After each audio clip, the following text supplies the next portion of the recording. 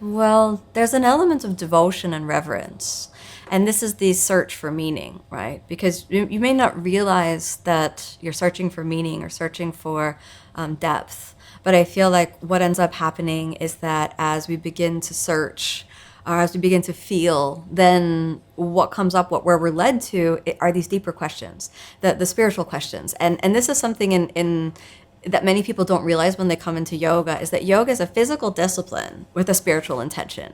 So it brings you through the physicality into something that is transcendent of the physical. And it's almost like, hey, wait a minute, I didn't really realize I was doing something spiritual.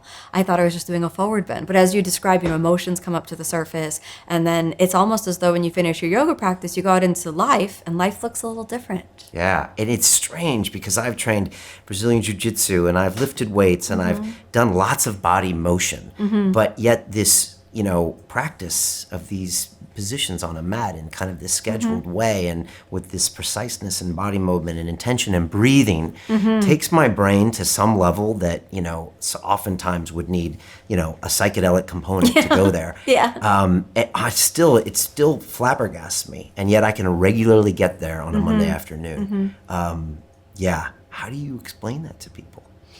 Well, gosh, I think the idea is that we all have the capability to know the deepest and most eternal truth. We're all built with that. It's in there inside of us. So it's in you, it's in me, it's in everyone who's watching. And it's the truth of the sentient being. We have a spark of the divine within ourselves.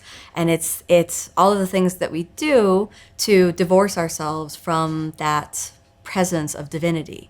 And the yoga practice, I feel, is a gift of grace, because it's a tool that teaches you how to drop your mind into presence, to drop your mind back into that root, into the truth of who you really are. If we begin the traditional yoga teaching, yoga is the cultivation of the state of stillness. When the mind is still, you can perceive the truth of who you really are.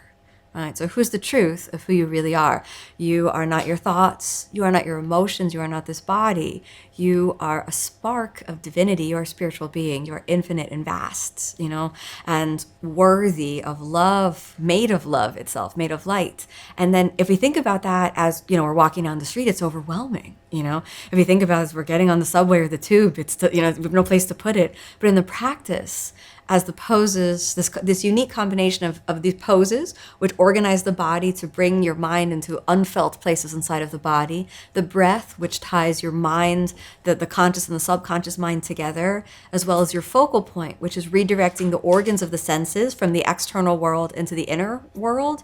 Though that unique combination brings you a moment, an intimation, a memory, almost as though the shadow of the divine passes in front of your eyes. And it's one of these things where traditionally it's said that just to touch that for a moment, just to get a glimpse of that, leaves you eternally changed.